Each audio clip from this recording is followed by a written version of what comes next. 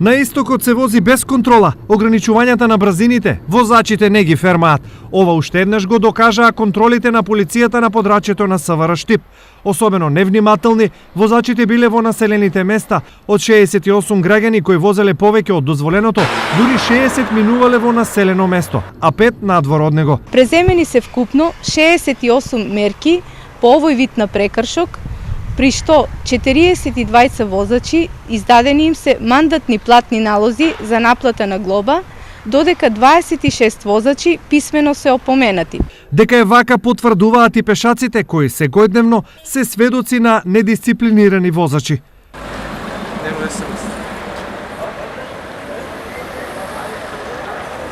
Никогаш не се поштува тие знаци што се поставени. Затоа се тие случаи, значи што вика, дај се еди тај ударен. Би требало да поштуваат колку е дозволено, 40 км на сат, а не да возат поише.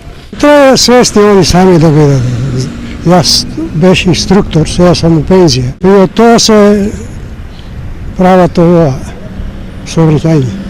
За да се намали бројот на возачи кои правилата не ги фермаат, полицијата најави зголемен број на контроли во сите градови на истокот, особено во делот на брзо возење. Проувањето на возила со брзина поголема од пропишаната е една од најчестите причини за случување на сообраќајни незгоди со потешки последици и допринесува за загрозување на безбедноста на сите учесници во сообраќајот и личната безбедност. Последен пример дека е вака е сообраќајната незгода која се случи во саботата навечер.